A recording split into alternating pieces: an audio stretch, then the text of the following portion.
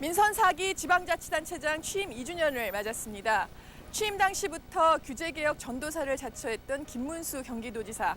그동안 신도시 건설, 수도권 규제 완화, 경인운하 추진 등 내놓는 정책마다 논란을 일으키며 숨가쁜 2년을 달려왔는데요.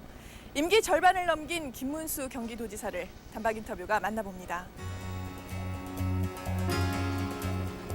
안녕하십니까? 어서 오십시오. 반갑습니다. 네. 반갑습니다. 단박 인터뷰 김영선 PD입니다. 반갑습니다. 경기도청에는 처음 와봅니다, 사실. 예. 근데 집무실이 여기 맞습니까? 맞습니다. 책상이 따로 없어가지고. 책상 안에 있습니다. 그렇습니까? 회의를 많이 하신다고 들었습니다. 예, 회의 많이 하고 주로 네. 뭐 책상에 앉아 있는 시간보다는 네. 발로 뛰어다니고 있습니다. 취임 2주년 아닙니까? 네. 이제 반환점을 막 돌았는데요. 어떻습니까? 지난 2년간의 성과 만족하십니까? 뭐 나름대로 좀 열심히는 했는데 여러 가지로 좀 잘 모르는 점이 많았는데 네. 경기도를 많이 알게 되고 예. 또 여러 가지 일을 많이 알게 되어서 이제 제대로 좀 가닥이 잡히는 점이 가장 좋은 점입니다.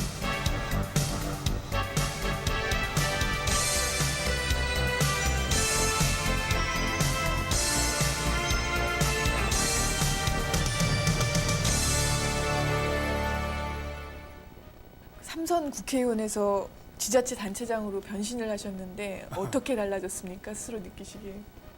예, 국회의원이 그렇게 막강한 자리인지를 몰랐습니다.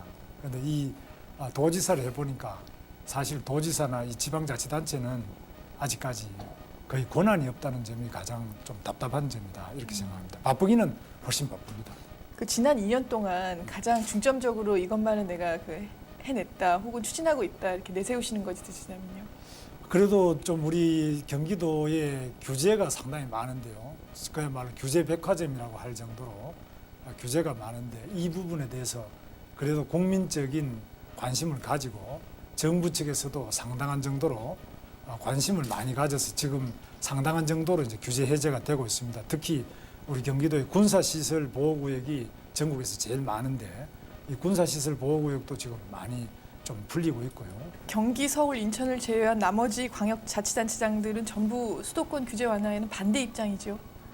그렇습니다. 이 이제 우리 지금 문제점이 마치 수도권 때문에 지방이 못 사는 것처럼 이렇게 생각하고 있는데 그 나누는 방식을 수도권과 지방이 나누어서 서로 비교하고 누가 잘 사느냐 이렇게 하는 것이 중요한 것이 아니라 바로 이웃에 있는 북경, 상해, 동경, 오사카 바로 옆에 있는 우리 이웃 나라에 비해서 우리 대한민국이 잘 사느냐. 그래서 그런 점을 생각해서 국내에서 자꾸 갈라서 지방이 잘 사냐, 수도권 잘 사냐, 우리도 경기도는 또 서울은 잘 사는데 왜 우리는 못 사냐 이렇게 해서는 끝이 없이 서로 이웃 탓하고 이웃집 묶어두면 내가 잘 산다 이렇게 생각해서는 하향 평준화의 길밖에 없을 것이다. 우리는 바로 이웃에 있는 또는 세계를 내다보고 경쟁력을 키워야만 대한민국의 미래가 있다 이렇게 보고 있습니다.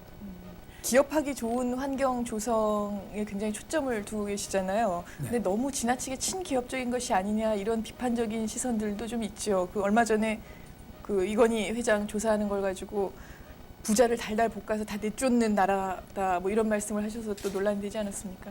삼성 같은 경우는 외국 가보시면 아시겠지만 세계 제1위의 기업입니다. LG도 세계 1위의 기업입니다. 경기도에 많이 있습니다. 또 현대자동차와 기아자동차도 경기도에 많이 있습니다.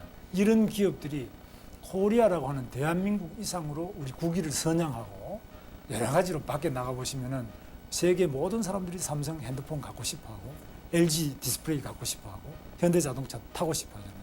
정말 대한민국을 위해서 이 기업들이 굉장히 기여를 많이 했다. 또 앞으로 이런 대기업, 세계적인 글로벌 기업이 10개 이상 나와야 우리 대한민국에 먹을거리도 생기고 우리 젊은이들 일자리도 생기지.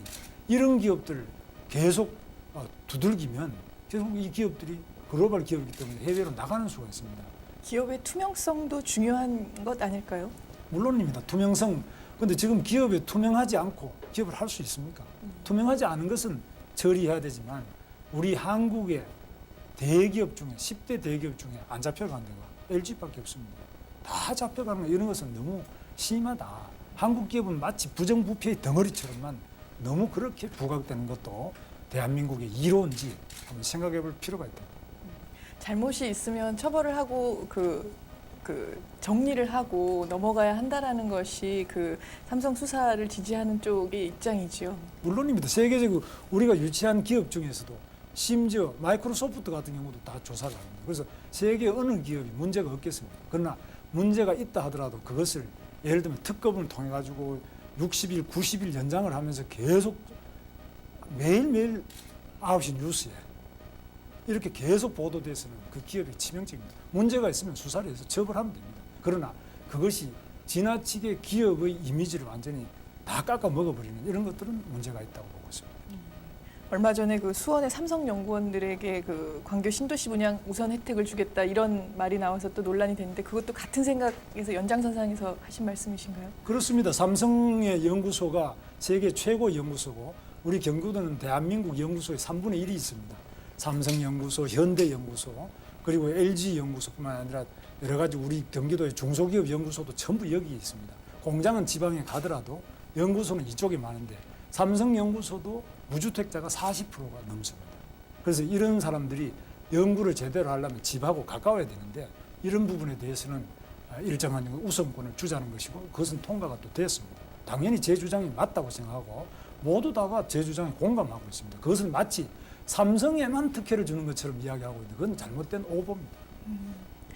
어쨌거나 그 친기업적인 그런 그 정책들을 표방을 하고 계시기 때문에 사실 그 과거에는 노조위원장을 하신 적도 있으시죠? 70년대 말에. 물론입니다. 예, 굉장히 그 유명한 노동운동가 출신이신데 이런 변신을 보면서 참 아이러니하다 이렇게 보시는 분들도 많을 것 같아요. 스스로는 어떻게 생각하십니까? 지금은 노사 간에 서로 친하게 노사가 친화적인 정책으로 나가야만 그 기업의 미래가 있지 노사 간에는 대립하고 갈등해야 된다 이런 생각은 구시대적인 생각이라고 보고 그것은 바로 기업뿐만 아니라 노조 자신에게도 다 그것은 결국 도움이 안 되는 길이라고 생각합니다.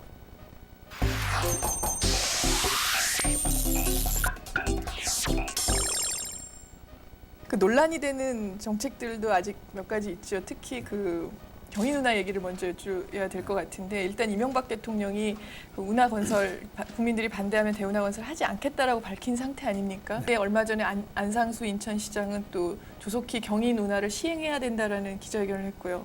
입장이 어떠신 겁니까? 저는 안상수 시장님하고 생각이 같습니다. 오세훈 시장도 저하고 생각이 같습니다. 우리 세 사람이 모두 같고 이 점은 대운하하고도 상관이 없고요. 운하는 대한민국의 운하는 악이다 이것이 아니고요. 운하 중에 경인 운하는 이미 15년 동안 많은 논란이 있었고 세계적인 네덜란드 운하 전문 용역 회사에서 검토도 했는데 뭐 여러 번 용역도 했습니다만 모두 다 BC 1.76 그러니까 아주 좋은 경제적인 타당성을 가지고 있습니다. 또 경인 운하가 지나가는 인천 또 김포 그리고 서울의 서울 한강 쪽 이쪽에 이 길은 상습적인 저지들어서 상습 침수 지역입니다. 그래서 침수되는 물을 빼내기 위해서 원래 방수로 굴포천 방수로를 시작해서 다 방수가 될 수 있도록 이렇게 완성을 하는데 거기 4km만 지금 14km 해놓고 4km만 더 연결하면은 운하가 되는데 이 운하는 참으로 좋은 것입니다. 그 경제적 타당성을 말씀하셨는데 그 조사 결과도 부풀려진 부분이 있다 이런 주장을 하고 있죠. 그 굳이 운하를 사용해서 나르지 않아도 되는 물류량까지 포함을 시켜서 그 경제적 타당성이 좋게 나오게 한 측면이 있다라는 것이 반대 측의 논리입니다. 어떻게 보십니까? 그 점은 그렇게 생각할 수도 있겠습니다만은 저희가 볼 때는 오히려 우리가 중국하고 물류량이 굉장히 많아집니다. 물동량이 중국이 그 당시 조사할 때 생각하지 못했던 많은 물동량이 대중국 물량이 늘어나고 있습니다. 그렇기 때문에 우리 평택항도 대한민국에서 가장 물동량이 급속하게 증가해서 1년에 거의 30% 육박할 정도로 컨테이너량이 늘어나고 있습니다. 지금 대운하가 거의 그 정부에서는 포기하는 것처럼 얘기를 하고 있기 때문에 대운하를 반대하는 쪽에서는 경인운하를 건설하겠다는 건 결국 대운하의 불씨를 살려두겠다는 것 아니냐 이런 의혹의 시선을 보내고 있거든요. 우리 경인운하는 대운하 논의가 되기 전부터 15년 전부터 이명박 대통령 당선되기 전에 이미 다시 국무총리실에서 환경론자까지도 다 동의하는 그런 좋은 공신력 있는 연구소에서 용역을 2번이나 다 해서 나온 결론입니다. 대운하 추진과는 별개로 경인운하는 반드시 추진한다 이런 입장이신 겁니까? 물론 뭐 제가 추진 주체가 아니니까 예. 그러나 저는 경기지사로서 예. 우리 오세훈 서울시장님이나 안상수 인천시장님이나 우리 세 사람은 당연히 이것은 추진되어야 마땅하다 이렇게 생각하고 있습니다. 알겠습니다. 그 전국 얘기를 좀 여쭤봐야 될 것 같습니다. 요즘 어지럽습니다. 그 한나라당의 핵심 인사 아니십니까? 삼선 의원이셨고 어떻습니까? 요즘 전국 어떻게 보고 계신가요? 사실 참 여러 가지로 아직까지 우리 이명박 대통령 임기가 불과 4개월밖에 안 지났습니다. 그래서 제가 볼 때는 이제 축구로 말하면 전반전 5분밖에 안 지났기 때문에 많은 기회가 있지 않겠나 이렇게 생각합니다. 그 고시 이후에 지금 전국이 더 격렬해지고 있거든요. 추가 협상 결과 지금 정부의 설명 어떻게 보고 계신지요? 제가 외국 가서도 들어보면은 대한민국 사람들이 위생에 대해서 굉장히 관심이 많다. 특히 건강에 대한 관심이 높다. 이런 점은 뭐 많이 세계적으로 알려지는 계기가 됐습니다만 다만 대한민국의 최고 중심가인 바로 서울시청 앞에 또 세종역 한가운데가 이게 법이 안 지켜진다. 이거는 어떻게 보느냐고 저보고 질문합니다. 그래서 이렇게 법이 지켜지지 않는 대한민국에 누가 투자를 할 것이며 누가 여행을 올 것이며 누가 아이들 공부를 시키를 이뤄오겠습니까? 그 점이 가장 큰 문제입니다. 굉장한 그 지하에서 운동가로 활동을 하셨고 노동운동도 오래 하셨고 그래서 이런 사실 집회나 시위 현장에 낯설지는 않으실 것 같은데 물론 엄정한 법 집행을 말씀하시는 거 보니까 여러 가지 생각이 교차가 됩니다. 저도 뭐 이 시위 현장에 대해서는 누구보다도 오래 시위 현장에 있었고 가장 앞장에 서 있었고 또 감옥살이도 오래 했습니다. 그런데 지금은 분명히 시대가 달라졌다는 것. 그리고 이 정권은 이명박 정권이 쿠데타로 한 정권도 아니고 다른 어떤 그 정통성이 없는 정권이 아닙니다. 국민들이 스스로 뽑은 정권입니다. 알겠습니다. 앞으로 2년 어떻게 계획을 세워두고 계시죠? 열심히 하겠습니다. 하여튼. 그리고 지금 2년 동안의 시행착오 예. 여러 가지 부족한 점을 보완해서 좀 더 겸손하게 네. 또 좀 잘 이렇게 우리 도민들이 섬길 수 있도록 노력을 하겠습니다. 아까 도지사보다 국회의원이 더 좋습니다 이러셨는데 그럼 2년 후에는 다시 국회로 돌아가실 건가요? 좋다는 것보다도 예. 상당히 힘이 있는 자리인데 네. 국회의원들은 혼자서 일을 못하죠. 그래서 회의체죠. 도지사는 혼자서 일을 할 수 있죠. 독임제라고 하죠. 그런 면에서 제 자신이 이 도지사직에 대한 것도 상당히 의미를 가지고 열심히 하고 있습니다. 저희 마지막 질문이 있습니다. 저희가 좋아하는 노래를 여쭤봅니다. 노래 잘 못하는데 네. 제가 이 감옥에 있을 때 감옥 안에 이 마이크로서 많이 나오던 게 예. 최진희의 그 사랑의 미로 이게 많이 나와서 좀 따라 부르기도 했는데 뭐 잘 못 부릅니다. 감옥에서 그 노래를 틀어줍니까? 그렇지 그 노래가 밥 먹고 나면 그 밤마다 계속 그 노래가 계속 나와서 잘 안 들리지만 하여튼 좀 몇 번 들어봤습니다. 네. 한 소절 제가 부탁드려도 될까요? 그러죠.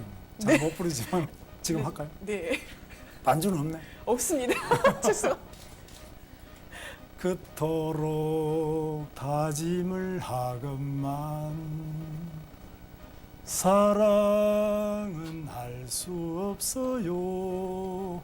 사랑으로 눈먼 가슴은